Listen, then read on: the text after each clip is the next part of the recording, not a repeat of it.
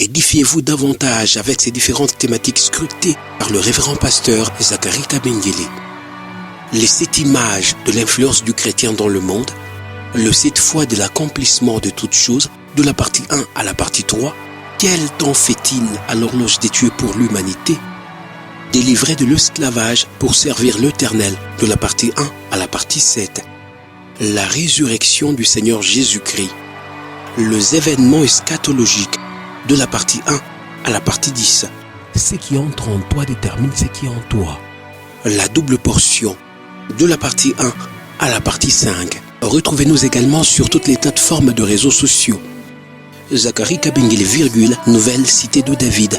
YouTube, Zacharie Kabengele à Bible ouverte. Amen. Tunasema Est-ce amina. qu'on peut se tenir debout Tunaweza et nous kusimama kuimba acclamons Jésus? na kumpikia Yesu Nous makofi, poussons, oui, des cris de joie. na hata Est-ce qu'on peut tunapaza pousser kelele des ya cris de furaha, joie?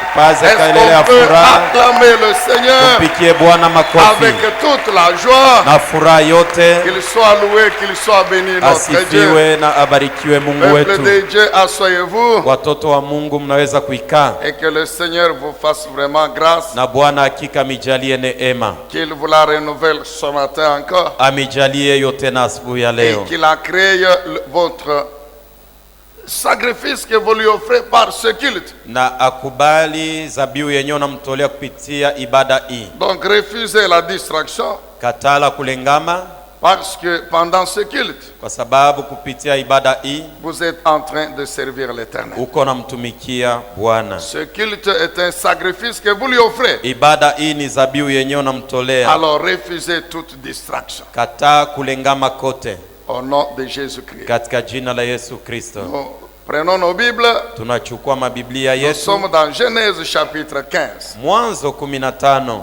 Genèse chapitre 15. Mwanzo 15, Et nous lisons en français à partir du 13e verset. tutasoma mkimombo tokea shairi ya 13. Ici, nous savons qu'il s'agit Hapa tunajua ya kwamba inaelekea de cet entretien entre l'Éternel Dieu et Abraham. mazungumzo ya Bwana Mungu na Abrahamu. Si vous lisez à partir de Genèse 12, Ukianzia kusomea kusura yake ya 12, c'est là que Dieu parle à Abraham. ni pale Mungu anaongea na Abrahamu, Il lui demande de quitter son pays, anamuomba aondoke muinchi yake Ur en Chaldée. Uri kukaldea, Il lui demande de pouvoir descendre à Canaan. na anamuomba ende kukanana. Et quand on arrive à Genèse 15, Tukifike kitabu ya Mwanzo 15, Abraham est déjà à Canaan. Abrahamu alishafika Kanana. L'Éternel Dieu, il intervient maintenant Bwana Mungu anafika pour pouvoir renouveler cette alliance qu'il avait annoncée à Abraham. juu ya kufunga tena agano yenye aliambiaka Abrahamu. C'est au fait, à partir de ce chapitre, que Dieu conclut effectivement l'alliance avec Abraham. Ni kutoka hii sura njo hakika kabisa Mungu anafunga agano pamoja na Abrahamu. Nous savons que Dieu va promettre à Abraham, Tunajua kwamba Mungu alimwahidia Abrahamu, il va lui annoncer que je vais te donner ce pays ici de Canaan, alimtangazia na kumwambia nitakupatia nchi hii à Kanana, toi et à ta descendance. wewe na kizazi kyako. Abraham va poser la question à Dieu. Abrahamu akamuuliza ulizo Mungu, À quoi est-ce que je reconnaîtrai vraiment nitatambua je hakika que effectivement je posséderai ce pays? kwamba mimi À quoi hii le nchi reconnaîtrai-je? itakuwa yangu, nitaitambua kunini? Alors, vous allez voir comment Dieu répond à Abraham. Utaona je Mungu anamjibu Abrahamu. Est-ce qu'on peut dire Amen? Useme amina. Abraham pose la question à Dieu. Abrahamu anamuuliza Mungu, Comment je serai sûr, je reconnaîtrai que réellement ce que tu me promets là, tu vas le faire? nitahakikishwa je ya kwamba vyenye unaniahidia utabitenda? Dieu répond à Abraham. Mungu anamjibu Abrahamu. Alors, c'est à partir du verset 13. Nitokea shairi ya 13. Si vous lisez la Bible de Glace ici, Ukisome na Biblia nasema hivi, le Seigneur lui dit, sache bien que tes descendants vivront en étranger dans un pays qui ne leur appartiendra pas. On en fera des esclaves et on les opprimera pendant 400 ans. Mais je punirai la nation qui les aura réduits en esclavage et ils quitteront le pays chargé de grandes richesses souligné, tia chargés de kistari, grandes richesses. batakuwa na mali kubwa. Si vous lisez le verset qui précède 13, Ukisome shairi natangulia ile ya Dieu va 13, dire à Abraham, Mungu anaambia Abrahamu, prends une génisse de 3 ans, chukua mtoto wa kondoo wa un miaka bélier de 3, 3 ans, hata ndume une wa chèvre miaka de 3 3 ans, na mtoto wa mbuzi wa et miaka puis 3, des oiseaux. na kisha wa ndege. Dresse l'autel.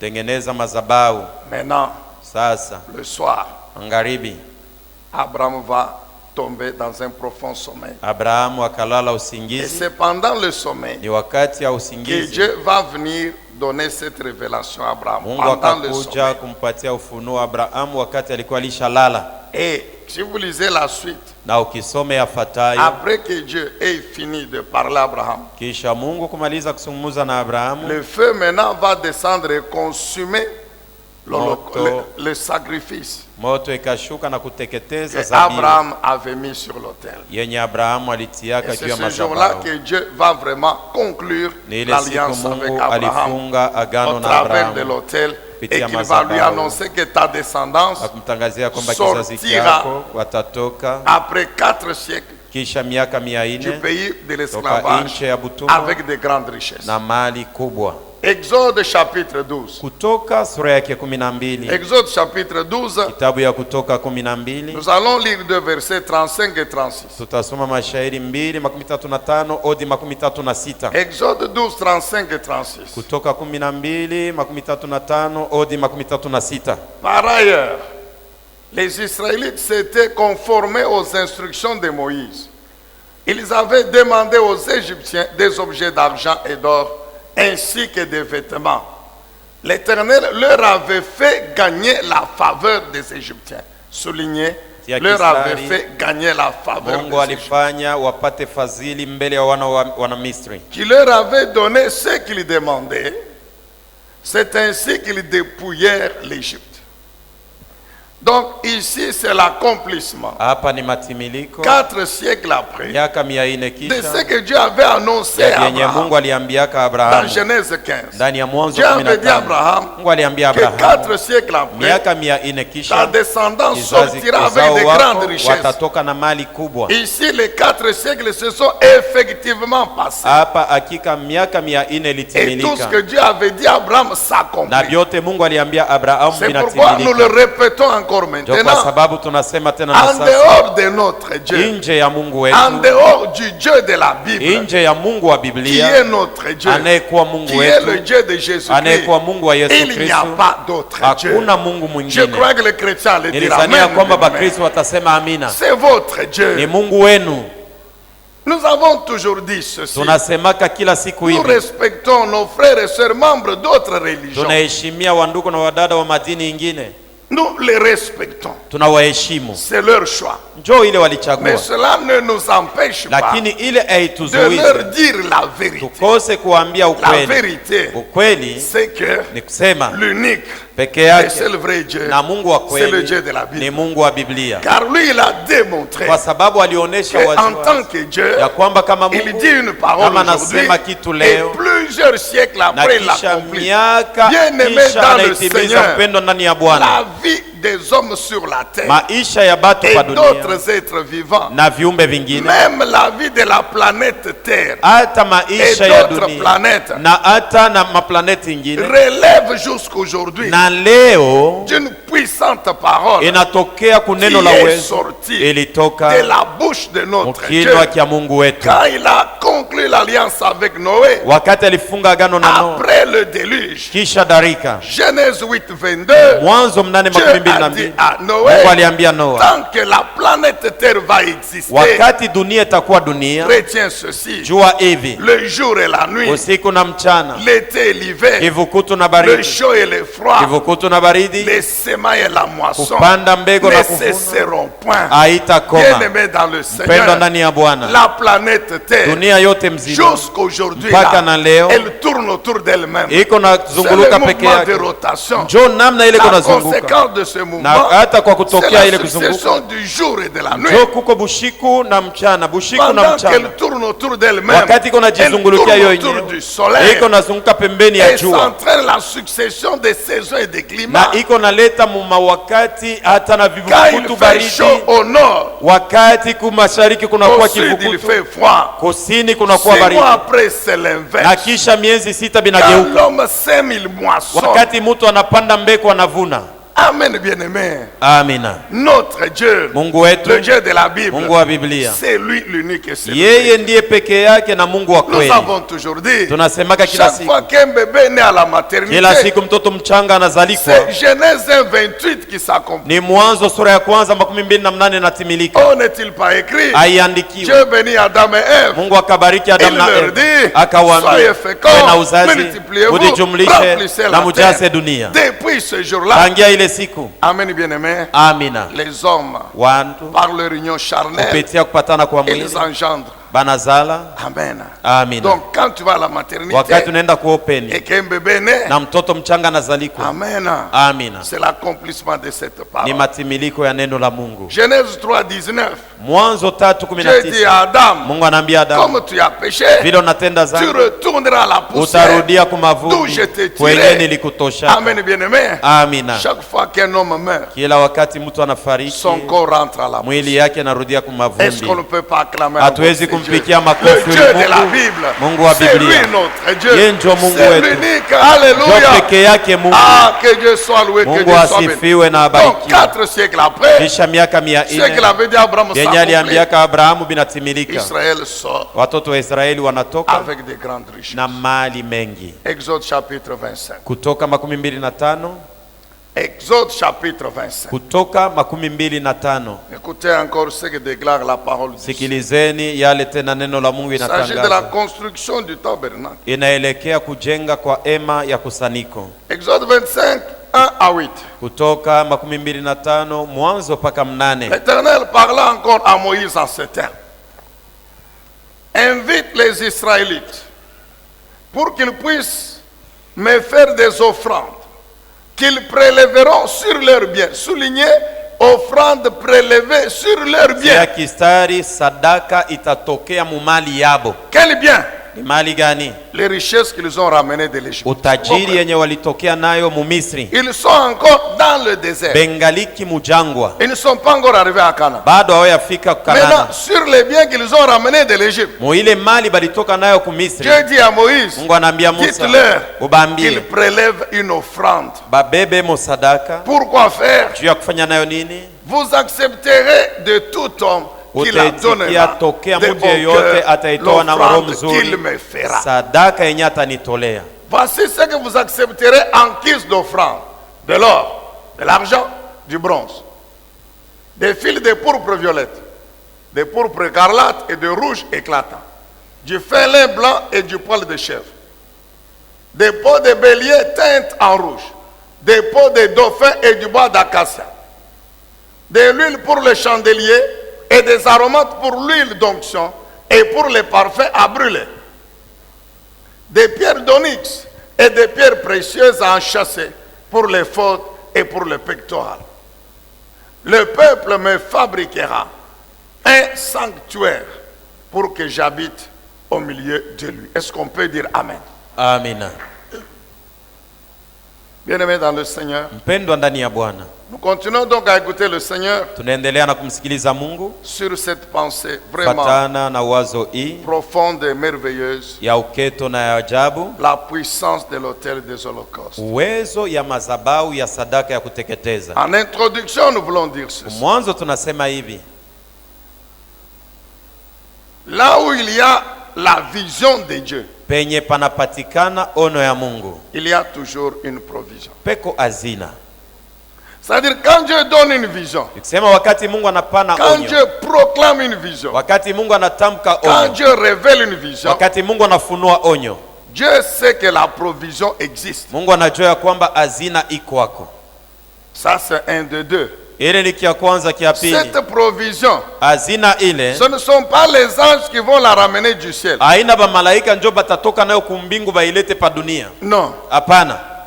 Cette provision, elle est entre les mains du peuple de Dieu, car la volonté de Dieu, le plan de Dieu, est que dans l'accomplissement de sa vision, son peuple soit toujours son partenaire. Hazina ile inapatikana ndani ya mikono ya Mungu, kwa sababu kila siku na kila wakati Mungu anapendelea mtimiliko ya onyo yake, taifa yake wawe warafiki wake wa kazi. Dieu toujours Mungu anapendelea mpaka afin que son peuple taifa yake soit partenaire wawe warafiki de wa sa kazi vision. ba onyo yake. C'est-à-dire Ni kusema travaille pour l'accomplissement, la réalisation de sa vision. wanatumika juu ya matimiliko ya onyo ya Mungu.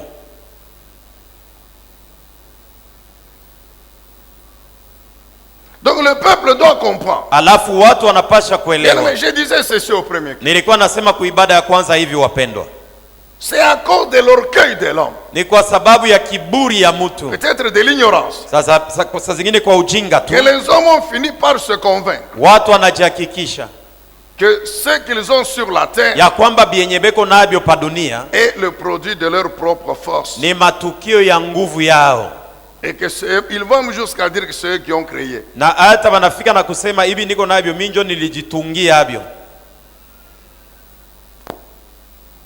L'homme oublie Mtu anasahau que avant qu'ils ne viennent sur la terre, mbele ya ye kuzalikwa pa dunia Dieu avait tout créé. Mungu aliumbaka byote, Parce que Dieu, il connaît toutes choses. kwa sababu Mungu ye anajua L'Éternel kila savait kitu. que cet homme ici, Bwana alijua kwamba huyu mtu l'orgueil envahira son cœur. kiburi kitatawala moyo Au wake. point qu'un jour il peut se lever et dire Ukipimwa naweza kusimama na que kusema tout ça c'est moi qui ai créé. Moi, hivi non. vyote mimi njo nilibiumba mimi huyu. Alors il Unaona, faut qu'avant qu'il ne vienne, tafadhali mbele ya ye kuja je crée tout. mi Mungu niumbe vyote. L'exemple le plus parlant, Kwa mfano yenye ya kuonekana le plus kabisa, parlant, mfano ya kuonekana, Genèse chapitre 8. Mwanzo sura yake ya 8. Genèse, pas 8, s'il vous plaît. Genèse chapitre 2, Nilitaka kusema Mwanzo sura ya 2 à partir du 8e verset. tokea shairi ya 8. Genèse explique en détail Kitabu kia Mwanzo kinatufasiria comment vyote, les choses se sont passées quand Dieu a créé. namna gani Mungu alikuwa naumba vitu. Et si vous lisez à partir du 8e verset, Na ukitokea shairi ya 8, la Bible montre Biblia inaonesha comment Dieu est en train d'équiper le jardin d'Éden. namna gani Mungu eko naweka bitu ndani ya shamba la La Edeni. Bible dit Dieu va faire pousser la forêt dans le jardin. Biblia inasema Mungu anaotesha miti ndani ya shamba la Edeni. La forêt avec le bdellium. Miti na ilikuwa miti ya mingi mwito Le kabisa. bdellium, c'est une substance qui sort de l'arbre, qui Bdellium, représente en fait la richesse forestière. Ni maji ile natokaka, kwa mfano sakaburimbo leo inatokaka kumuchi, inaonesha ni mali ya mpoli. Deuxièmement, Kia pili, Dieu va prendre Mungu akachukua, des pierres précieuses, anachukua mawe ya damani, la pierre d'onyx, ile ya onyx, l'or, madhabahu, l'argent, tout ce anaweka que vous voulez. fedha na vile vyote tunajua. Dieu va mettre dans le sous-sol du Mungu jardin. anaviweka chini ya udongo ya ile shamba. Troisièmement, Kia tatu, la Bible dit Dieu Biblia va faire inasema, couler 4 fleuves. Mungu anaweka mito kubwa ya maji, L'Euphrate, Efrata, et desquels, etc. Elekele dans na le jardin. vinginevyo ndani ya ile shamba. C'est-à-dire quoi? Ni kusema nini? Dieu va équiper le jardin Mungu anaweka bintu avec vyote les mshamba 3 ressources naturelles na vitu tatu mali vile vya umbo qui permettent à l'homme de vivre. binaruhusu mtu apate kuishi, Des ressources forestières, maali ya poli ya des mtu ressources en eau na ile ya maji et des ressources minérales. na hata madini. Au verset 15, Ushairi ya la 15 Bible déclare, Biblia inasema Dieu prend maintenant l'homme, Mungu njo anabeba sasa il le mtu met dans le jardin anamweka ndani ya pour shamba le cultiver et le garder. hivi alime na hata Est-ce que vous aichunge. comprenez ça? Mnaelewa vile? Ainsi, quand l'homme a besoin de l'or, Na vile mtu wakati anahitajia il va dhahabu creuser. anafanya chimbe Il aura de udongo, l'or. atapata Quand il a dhahabu. besoin de manger du Kama poisson, anahitajia kula il samaki, va aller dans l'eau. ataenda Il va pêcher kumtoni, le poisson. ataloba samaki. Quand il doit cultiver, Wakati anapasha il va kulima, aller dans la forêt. ataenda Il ndani va ya couper le mwitu, bois. atakata Il mwitu, va se construire une maison. atajenga Il nyumba, va cultiver. Il atalima va shamba, planter. Il va mousser. ataotesha na atavuna. Amen, bien-aimé. Amina. Donc tout ce que l'homme a sur la terre Bile byote bile muntu eko nabyo pa dunia ne lui appartient pas. aina byake ye. Le créateur, c'est Dieu. Mumbaji wa bile bitu ni Mungu. La preuve, Kionesho c'est que nous nous battons. Nikisema Nous tunagombania, travaillons. Nous tunatumika, gagnons l'argent. tunapata Nous franga, construisons des maisons. tunajenga Nous manyumba, achetons les véhicules. tunauza Nous vitu vya achetons kuachana des magari, avions. tunauza vya Mais kuachana. un jour arrive Lakini siku moja où itafika l'homme meurt. kule huyu mtu alikuwa Et anatafuta na kufa tout reste. na vyote bila alipataka binabakia. Vous êtes déjà arrivé de réfléchir à la Bilisha mort. ukufikiaka kunekala mbele unaanza kufikiria À la mort siku ya kufa et ses conséquences. na matukio yake. Vous savez, je vous ai déjà dit que quand tu meurs, Unajua milisha kuambiaka sema siku ile unakufa tu passes de l'autre côté. unaenda ngambo ingine, Tu ne te souviendras de rien. hautakumbukaka kitu. J'ai dit, tu ne te souviendras de Nasema rien. hautakumbukaka kitu. Tous les discours que nous faisons là, devant les cadavres là, Mautuba misemo ile tunasemaka mbele ya kitumba, parfois on n'ose même parler à la personne. wakati ingine utaona mtu mwingine anaanza na kuambia kile kitumba. À supposer qu'il écoute ce qu'on dit là. Bon, tufikiri kama anashikiaka Mais vile yuko ça anasema. n'a aucun impact sur lui. Na habita musaidia kukintu. Et il est incapable de revenir dans le corps et de se tenir debout pour dire maintenant continuez à me louer, continuez à me louer. Quand vous aurez fini, je vais rentrer. Ana na nguvu ya kushimama na kuambia bantu muendelee na kunisifu, pale mutaisha kunisifu kisha tena njoo Tout ce que nous takufa. faisons là, c'est pour nous. Bile byote tunafanyaka ni njuu ya shibenye. Tout ce qu'on fait là, Bile byote tunafanyaka c'est pour nous, mon frère. ni njuu yetu Mais shibe. toi, là où tu es là, tu ne te rappelles même pas que tu étais sur Wewe la mwenyewe ule ulisha kufa, hautakumbuka sema na pa dunia penye ulikuyaka hapa.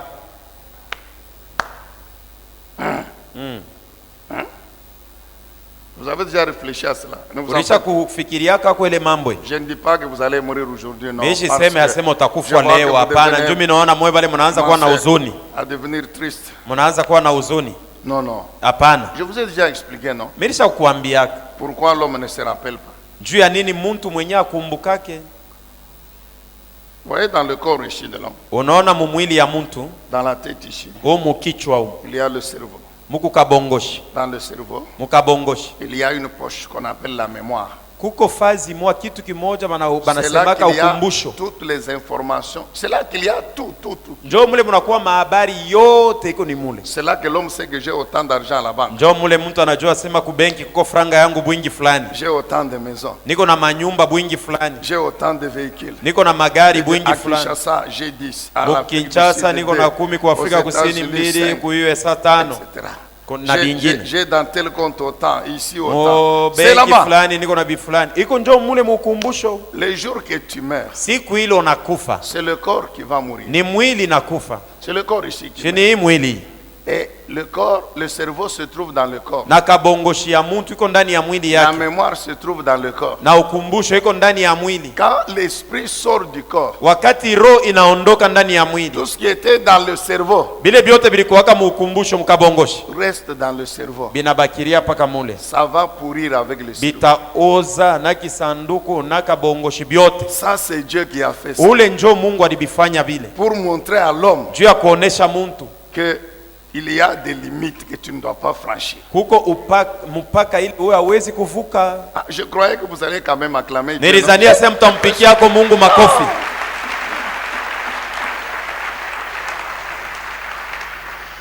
Travaillons. Tutumikeni, Travaillons. tutumikeni, Gagnons l'argent. tupateni franga, Construisons des tujengeni manyumba, Mais n'oublions jamais lakini tushisahau que dans tout ce que j'ai, ya kwamba mbile byote bile niko nabyo il y a la part de Dieu. Mungu na ye muku yake, Et que Dieu peut me la demander quand il veut. Comme na il Mungu veut. anaweza kuniomba ile yake ile muile wakati anapenda na muvile ye anataka. Dites amen. Semeni amina. J'ai dit que quand Dieu donne une vision, Nilisema wakati Mungu il analeta y a ono, la provision. kuko na hazina. La vision de Dieu, Ono ya Mungu c'est construire, qu'on lui construise le tabernacle. ni kumujengea hema ya kusaniko. Dieu dit quoi à Moïse? Mungu anamwambia nini Musa? Fais l'appel Aomba bantu, à l'offrande.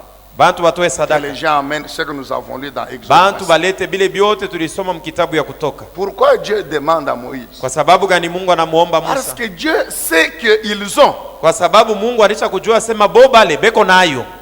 Dieu sait. Mungu alisha kujua. C'est lui qui avait annoncé à Abraham. Yeye ndio alimwambiaka Et Abrahamu, c'est lui qui a fait pour que les Israélites en sortant de l'Égypte sortent avec ça. na ni yeye ndio alifanya batoto ba Israeli mkutoka mu Misri C'est pourquoi batoke na maji. quand Dieu demande à Moïse de faire la paix, Na ni vile wakati Mungu anamuomba Musa est aombe sûr, bintu, Dieu il est sûr Mungu qu'il anahakikisha ne demande pas aombe à Israël ce qu'il n'a pas. batoto ba Israeli bienye abana nabyo. Dieu sait, mon frère, Mungu anajua ndugu que yangu, par sa grâce, kwa neema yake tu as eu du travail, ulipata kazi, tu as gagné de l'argent, ulipata franga, tu as de l'argent dans uko ton na compte, franga ndani ya tu as benki, autant de maisons. uko na manyumba Dieu mwingi sait, franga. mon frère, Mungu anajua que ndugu, Dieu sait na Mungu que anajua c'est par sa grâce ya kwamba ni kwa que neema tu as ya bâti ces maisons. wewe ndio ulijenga ile Et manyumba que ile, Dieu sait que c'est par sa grâce que tu vives encore aujourd'hui. na Mungu anajua kwamba ni kwa neema yake ungaliki mzima na leo. C'est pourquoi Dieu vient Jo kwa sababu Mungu anakuja et il te dit, donne-moi maintenant quelque chose dans ce que tu as qui m'appartient d'ailleurs. anakuambia unipatie mubiloko nabyo yangu ile woko nayo, Que moi je t'ai aidé pour avoir ça. ile mimi nilikusaidia njoo wewe uipate.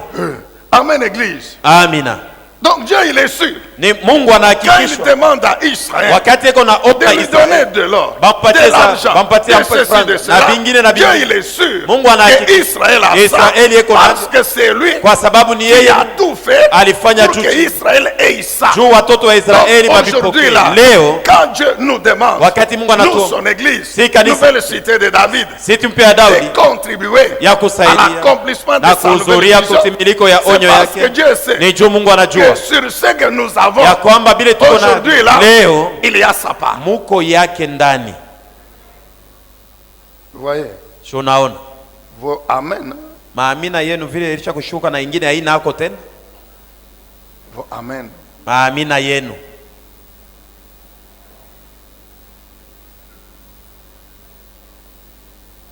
Vous savez, nous les hommes, Unajua sisi wanadamu, quelqu'un prie, Seigneur, paka Bwana délivre-moi de la pauvreté. unitoshe maskini Tous les jours ici, non? kila siku hii. Si on dit ici, Kama nous tunasema prions, que tuombe Dieu nous délivre Mungu de la atufungule, pauvreté, que atutoshe Dieu donne maskini, le travail Mungu atupatie aux kazi, chômeurs, que apatie Dieu ouvre bakulu les kwa kazi. portes.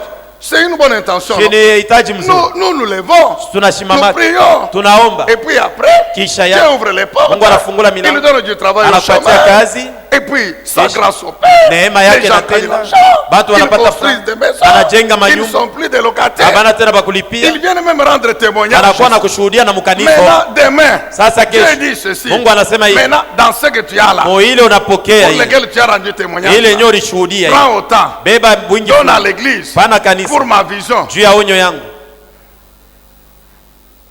On ne dit pas amen. Pale amina haina hako tena. On ne dit pas amen.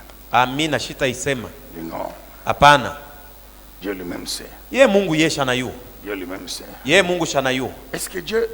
Vous entendez les gens poser la question suivante. Uko nasikia batu wanauliza Est-ce hivi, que Dieu il peut te donner avec la main gauche et il te réclame avec la main droite? wewe unazania tu Mungu anaweza kupatia na mkono wa kuume kisha anakulomba tena paka kile kitu Ce na n'est mkono wa pas le kushoto? problème des mains gauche ou des mains droites. Haina C'est le mambo ya problème mkono ya de kuume au comprendre kushoto. que Mambo ya ce que j'ai ici, ni mambo ya mtu c'est asaibi par niko nayo. sa grâce Ni kwa neema que je l'ai yake acquis. njo Et nilivipata. que je ne suis que gestionnaire. Nami niko tu Et mlinzi, que comme lui le créateur, Sa vile yeye le muumbaji, propriétaire, mwenye bintu il en a yake besoin, je lui anabihitaji donne. na mupatie abyo. Jésus dit quoi? Yesu anasema Aux nini? apôtres, Kwa mitume, allez dans le village, mwendeni vous mabiji, allez trouver mutakuta un âne attaché. na hata kondoo, mwana kondoo Détachez-le, amenez-moi. mumufungule Si le muniletee. propriétaire vous demande, Kama mwenyewe où est-ce que anamuuliza vous allez avec mon muko âne? naenda naye wapi, Dites-lui mumwambie que le maître, Bwana le créateur, muumbaji le véritable propriétaire, mwenyewe wa kweli Jésus, Yesu il en a besoin. anamuhitajia.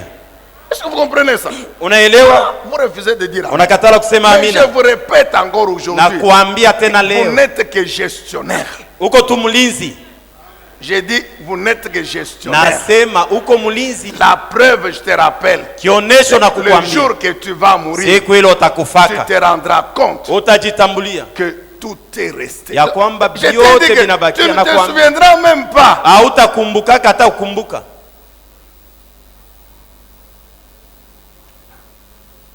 Alléluia. Amina, Amen, bien-aimé. amina. Que Dieu soit loué. Salue un peu le Seigneur. Mungu asifiwe, tumsalimieni Roho Mtakatifu. Deuxièmement, Kia pili nous allons terminer tutamaliza par là. hapo. Nous allons dans 1 Roi chapitre 18. Wafalme wa kwanza 18. Nous parlons sur la puissance de l'autel des holocaustes. Tunaongea kuhusu uwezo ya madhabahu ya sadaka ya kuteketeza. La puissance de l'autel des holocaustes. Uwezo ya madhabahu ya sadaka ya De kuteketeza. l'autel des sacrifices. Madhabahu ya sadaka ya kuteketeza. Et le texte que nous considérons, c'est 1 Roi 18, 36 à 46. Na andiko tunayo inakuwa ni Wafalme wa kwanza 18, 35, 46. C'est un long texte. Inakuwa andiko mrefu. Faute de temps, on ne va pas le relire entièrement. Vile hatuna na wakati hatutaisoma yote mzima. Nous allons commenter pendant que les versets peuvent passer sur l'écran. Tunaweza kuisemea wakati mashahidi kunapitia kionesha mbali. Nous savons qu'il s'agit de la confrontation entre le prophète Élie d'une part Tunajua kwamba inakuwa mapambanisho katikati ngambo moja ya nabii et Elisha, d'autre part nous trouvons le roi Akab avec les prophètes de Baal et d'Astarte. na tunakuta ngambo ya pili kunakuwa mfalme Ahabu na hata wanabii wa Bali na Astarteo, Et ça se passe au mont Carmel. na iko napitikana kumlima wa Karmeli. Quel était l'objectif de cette confrontation? Kifukuzio kya mapambano ilikuwa nini? Que poursuivait le prophète Élie, car c'est lui qui est à la base de cette Nabii confrontation. Elia alikuwa anatafuta nini? Kwa sababu yenjo alibambia bafanye vile. C'était pour prouver à Akab et aux prophètes de Baal Ilikuwa juu ya kumuonesha mfalme Ahabu na wanabii wa Bali que Baal et Astarte ne sont pas des dieux. ya kwamba Bali na Astarteo abana ba Mungu, Ce ne sont que des idoles. manakuwa tu ni sanamu, Mais que le véritable Dieu, na Mungu wa kweli c'est le Dieu ni d'Israël. Mungu wa Israeli, Car lui, il a la puissance kwa sababu yeye ana uwezo de faire descendre le feu. ya kushusha moto. Est-ce que vous comprenez ça? Unaelewa vile? C'était ça l'objectif Jo ilikuwa kifukuzio que le prophète Élie poursuit. ya nabii Elisha, C'est confondre Akab, le roi Akab, et les faux prophètes. ni kuvuruka mfalme Ahabu na wanabii waongo Et démontrer na kuonesha que le waziwazi Dieu d'Israël, ya kwamba Mungu wa c'est lui Israeli le Dieu yeye véritable. ndiye Mungu wa Et kweli. toujours dans cet objectif, Mpaka mkifukuzio il y kile avait aussi la réconsécration du peuple d'Israël. ilikuwa kurudililia kwa Mungu juu ya watoto wote wa Israeli, La réconsécration du peuple d'Israël. kujitoa tena kwa Mungu kwa watoto Pourquoi wa Israeli. réconsécration? Kwa sababu gani kujitoa Parce tena? que sous l'influence du roi Akab, Kwa sababu kwa kusukumwa na kuongozwa na mfalme Ahabu, le peuple s'était aussi rangé derrière lui watu walienda nyuma yake et ils étaient devenus aussi des idolâtres. na bao balikuwa na abudu sanamu. Quand vous lisez les versets qui précèdent, Ukisoma mashairi inayotangulia depuis le début du chapitre, tangia mwanzo ya sura, quand Élie, il est devant le peuple, wakati Elia iko mbele ya watu, maintenant il dit ceci au peuple. anaambia watu hivi, Depuis un temps, tangia wakati fulani vous n'êtes ni chez Dieu ni chez Baal. ampatikane wale kwa Mungu wala kwa Bali. Jusqu'à quand clocherez-vous des deux côtés? Mpaka wakati gani mtaendelea na kutankatanka ngambo mbili? Si c'est Baal qui est Dieu, Kama ni Bali ndiye Mungu, vous servez Baal. mumwendeni kwa Et Bali si c'est l'Éternel mumutumikie. qui est Dieu, Kama ni Bwana ndiye servez Mungu, l'Éternel. mumutumikieni La Bwana. Bible dit quoi? Biblia inasema Le nini? peuple ne répondit rien. Hakuna Ils mtu sont restés alimujibu, calmes. bali bakia kimya Calme. kimya.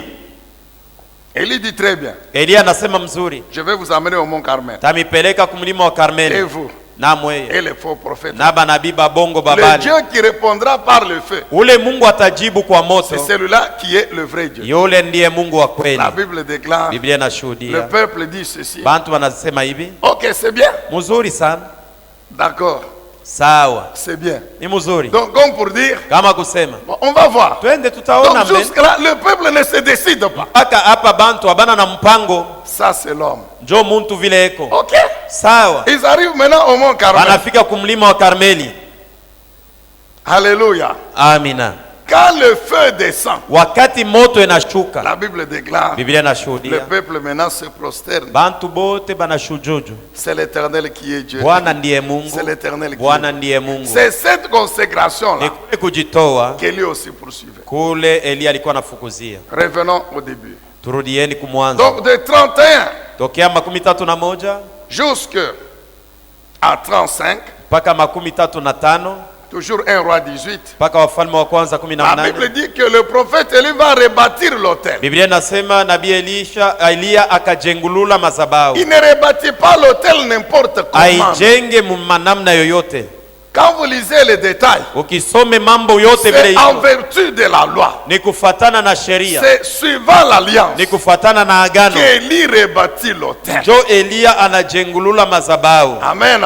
Amina. Il prend l'holocauste, le taureau, il met sur l'autel. Anabeba découpé, nyama mwenye et puis alichinja, il anamweka demande juu ya qu'on amène madhabahu. de l'eau, Anaomba qu'on balete verse maji, l'eau. bamwange Je crois que maji. c'est le pasteur Sylvestre qui nous avait dit Nadhania ni Pastor que Sylvester l'eau alituambia était chère à l'époque là. maji ilikuwaka ya Parce que kuipata c'était ilikuwa pendant la nguvu, sécheresse. ilikuwa mwakati ya kipwa Mais maji Dieu ya kukunywa. demande, Lakini Eliya anaomba, par Élie demande Eliya anaomba qu'on aille chercher cette eau là qui manque. bakatafutele mai ile pa kuipata Parce liko qu'il nguvu, fallait que Dieu démontre sa puissance kwa hors sababu norme. Mungu alipasha kutumikisha Qui est uwezo au-delà. yake ile aikalakeko. Alors qu'on mette, donc, on met l'holocauste sur l'autel. Baweke sadaka ya kuteketeza La juu Bible, ya on a madhabahu. creusé même une récolte toute. Biblia inasema balichimba na On a shimo mis kando l'eau. kando, On balimwanga a mis l'eau. maji, balimwanga L'eau a maji, rempli maji le- ilijaza hata shimo. Amen.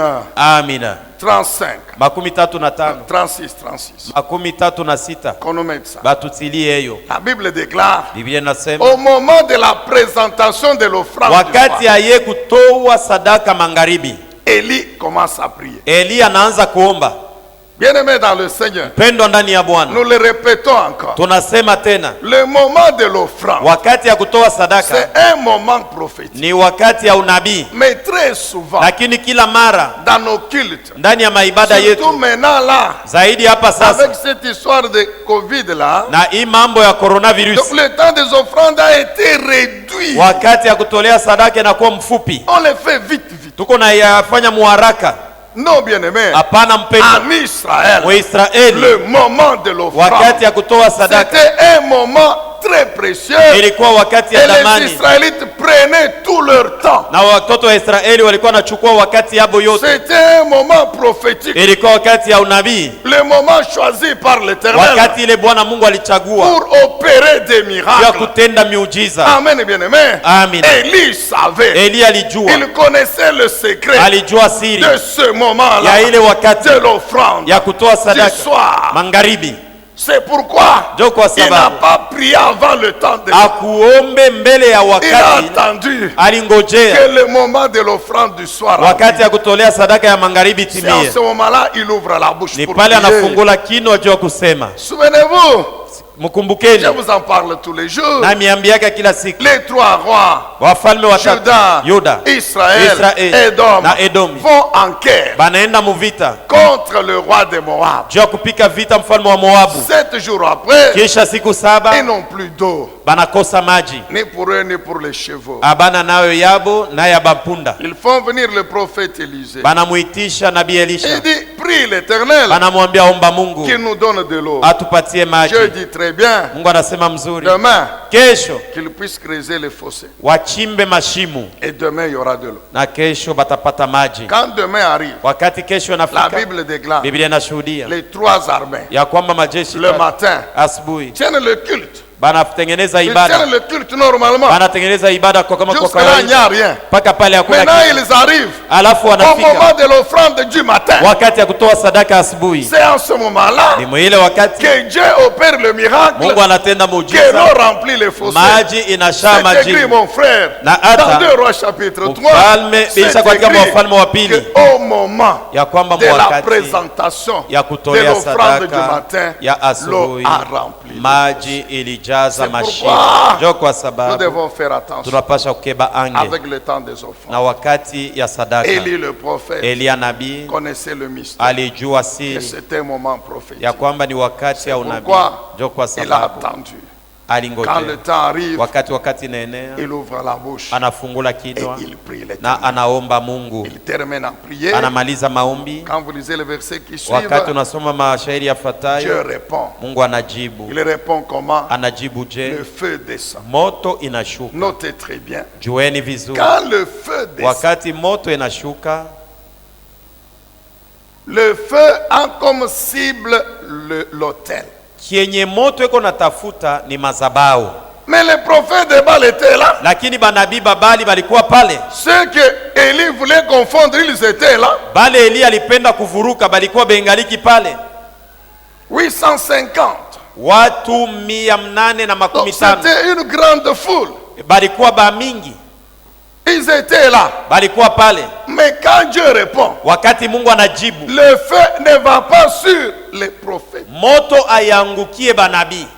La Bible dit le feu tomba Biblia et inasema, consuma l'holocauste, moto le bois, les pierres et la terre. Et ikafika même l'eau. ikateketeza Le nkuni, feu de maji, mawe l'Éternel na a zabiu. consumé l'eau. Moto ya Mungu iliteketeza ni maji, Et l'eau s'est transformée en vapeur. na maji kakuwa kama vukutu iko napanda.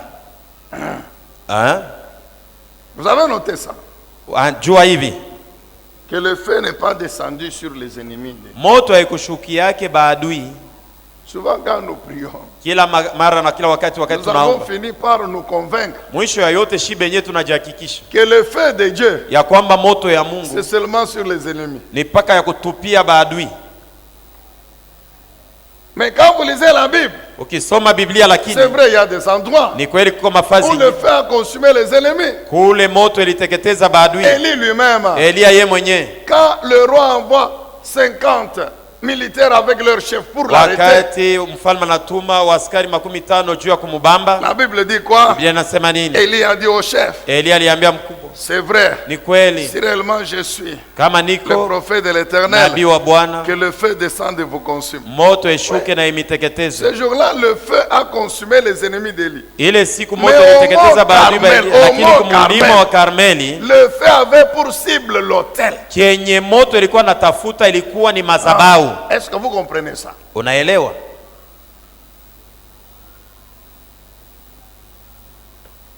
Alléluia. Amina. Vous connaissez l'histoire de Gédéon, juge 6. Munajua hadisi ya Gideoni, Waamuzi 6. Le feu Moto a consumé l'offrande. iliteketeza sadaka. La Bible dit l'ange a tendu le bâton. Malaika alinyosha bakora Le feu a embrasé l'offrande. na moto iliteketeza sadaka. Juge 13. Waamuzi 13 Ça concerne Manoah inamwelekea et Manoa sa femme. na mke wake, Lorsque Samson devait naître. wakati Samsoni alipasha kuzalikwa. Maintenant, on va lire ça quand même à 5 minutes. Mtuwekee hiyo, tutaisoma. Waamuzi 13 15 à 20. 15 hadi 12. Écoutez bien cette petite histoire. Sikieni vizuri hadisi hii. Juge 13, 15 à 20. Waamuzi 13 15 hadi 12. Alors Manoah dit à l'ange de l'Éternel, permets-nous de te retenir et de te présenter un chevreau. L'ange lui répondit, même si tu me retiens, je ne mangerai pas la nourriture que tu me présenteras. Mais si tu le veux, offre un holocauste à l'Éternel. Manoah ne savait pas que c'était l'ange de l'Éternel. Il demanda à l'ange, quel est ton nom? Ainsi, quand ce que tu as annoncé se réalisera, nous pourrons t'honorer. L'ange de l'Éternel répliqua, pourquoi demandes-tu mon nom? Il est merveilleux. Alors Manoah prit un chevreau et l'offrande de céréales qui doit accompagner l'holocauste. Et il les offrit à l'Éternel sur le rocher. Pendant que Manoah et sa femme regardaient, il se produit une chose merveilleuse. Vous comprenez? Il se produit quoi? Une chose merveilleuse. Quelle est la chose merveilleuse? La flamme monta de l'autel vers le ciel. L'ange de l'Éternel s'éleva au milieu de la flamme sous leurs yeux. Amen, bien-aimé.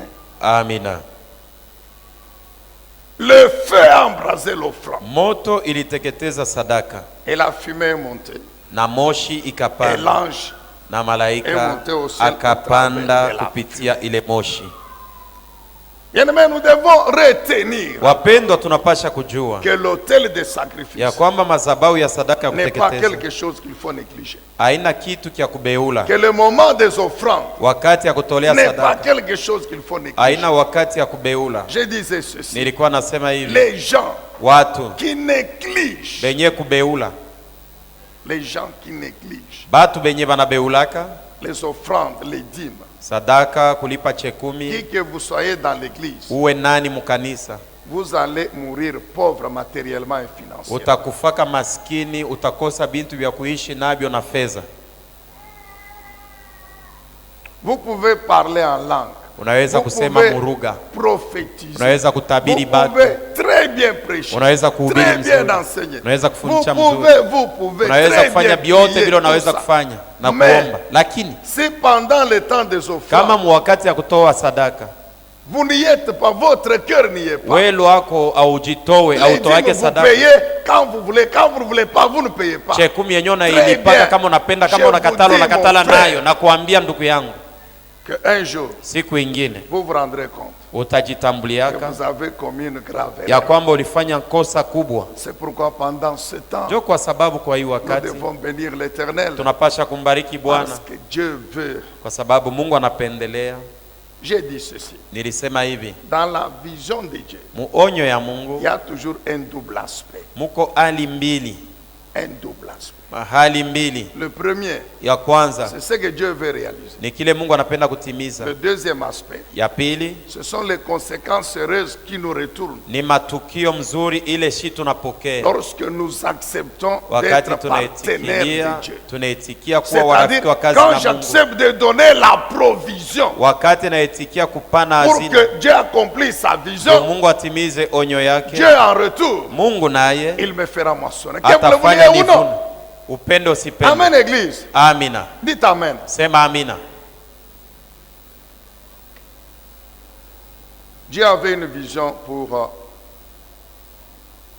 avoir un prophète qui allait succéder à Moïse. Mungu alikuwa na onyo, eko natafuta nabii mwenye alipasha kumkombola Musa. Mais Dieu, Lakini Mungu il savait aussi alijuaka vile vile que le prophète là ya kwamba ule nabii eko devait natafuta venir d'une femme stérile. atatokea kwa mke tasa. Mais Dieu était calme. Lakini Mungu alikuwa mwenye kutulizana. Dieu n'était pas surpris. Mungu akushitushwe. Il savait que le prophète là viendra par Anne. Alijua kwamba ule nabii yeko natafuta ni Ana. Mais il a attendu lakini aliongojea que Anne dresse d'abord l'autel. Ana atengeneze mazabau. Je vous ai déjà expliqué. Elisha mifasiria L'autel qu'Anne avait dressé, mazabau ya Ana c'est ce vœu qu'elle a fait à Dieu. ni kiapo malako Elle a alimulaka. prié pendant longtemps, Aliomba miaka mingi, plus de 10 ans. zaidi ya Elle miaka a 10. prié, Aliomba, elle a jeûné. alifunga chakula. Donc, chaque fois que sa rivale Pénine mettait au monde, Anne était dans la tristesse, dans la confusion. Kila wakati Penina mbanda wake alikuwa naomba, alikuwa namuchekelea. Yeye Elle alikuwa maombi, priait, alikuwa naomba, elle jeûnait, alikuwa nafunga elle chakula, pleurait devant Dieu. alikuwa nalia mbele ya Dieu calme. Mungu. Kimya. Mon frère, c'est écrit en Samuel chapitre 1er. Ndugu yangu, ni biene kuandikiwa Msamueli wa kwanza sura ya kwanza Au verset 11, shairi yake ya 11. la Bible dit, Anne dit ceci à Dieu. Biblia inasema hivi, Ana anamwambia Si Mungu tu hivi, me donnes un fils, ukinipatie mtoto mwanaume je vais te le consacrer. takutolea yeye, Toute sa vie à ton service. maisha yake yote atakutumikia. Mais Dieu a acclamé au ciel. Mungu kumbingu Dieu a alipika dit, mais makofi. c'est ce que j'attendais. Mungu alikuwa anasema njoo kienyeji nilikuwa Que naongojea. toi-même tu me le dises. Mwenyewe uniambie hiyo. Amen, bien-aimé dans le Seigneur. Amina. La Bible dit après là, Biblia inasema kisha Anne va concevoir.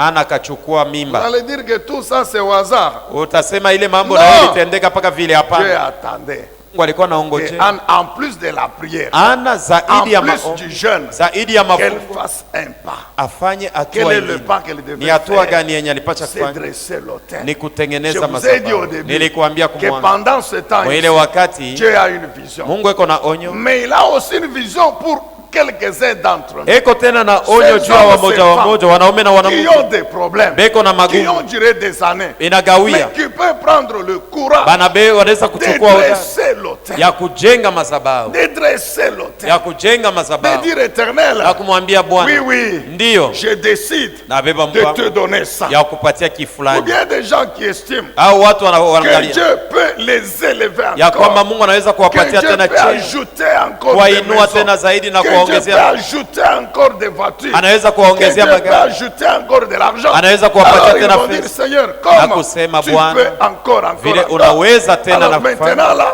Sasa, sur les 5 ici, juu ya hii tano je te donne une. na kupatia hapo moya, Je te donne une. na kupatia moja.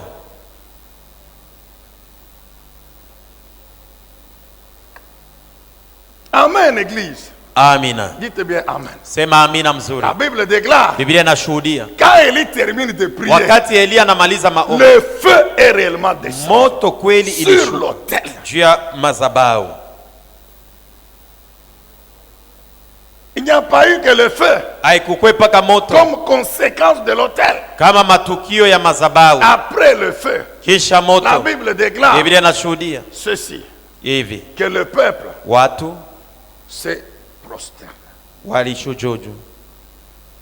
Oui, c'est vrai. Ndio, ni kweli, Nous reconnaissons tunatambua leo que c'est l'Éternel, ya kwamba ni Bwana notre Dieu, Mungu qui wetu demeure anatumu, l'unique et seul vrai Dieu. bakia peke yake Il n'y a Mungu wa pas eu que kweli. la réconsécration. Au kwetu La kujitoa Bible tena. déclare, Biblia inasema quand le feu est descendu, wakati moto ilishuka, les prophètes de Banabii Babali Astarté, dans la confusion, la ndani ya plus totale, muvuruko ya nguvu, anéanti complètement. bene kupondwa kabisa. Personne ne veut se lever Hakuna mtu aliweza et dire kusimama que non, bah, na les dieux kusema personne. hapana, shinjo tuko na Mungu. Hakuna mtu, Leur sort était quoi? na malipo yabo ilikuwa ni L'extermination. kuuawa. Et si vous lisez Deutéronome 13, Ukisome Kumbukumbu la Torati le 13 verset 5, shairi ya 5, Dieu ordonne à Israël Mungu anaamuru Israeli d'exterminer les faux prophètes. bauwe banabii Qu'est-ce qu'il y baongo. a eu encore comme conséquence Matukio tena ingine ilikuwa ni nini? de l'autel? Ya madhabahu. C'est après Ni kisha que Élie va maintenant prier Elia akaomba pour que la pluie tombe hivi mvua ipate et que kunyesha la sécheresse prenne fin. na kipwa kikome. Donc vous voyez, il y a certaines prières. Unaona, kuko maombi ingine Tant que vous n'avez pas dressé cet kama autel bado spécial, hauyatengeneza madhabahu ya upekee, Dieu ne répond pas Mungu hata et ne kujibu produise pas des effets. na hata italeta matukio.